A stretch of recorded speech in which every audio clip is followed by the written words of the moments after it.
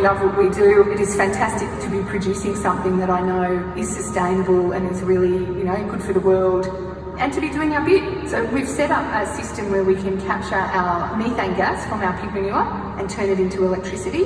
It's fantastic because that was our fourth biggest cost, and we have now completely eliminated that and turned it into a revenue item. We also feed our pigs a lot of food waste. That's pretty exciting because it saves us buying a lot of grain.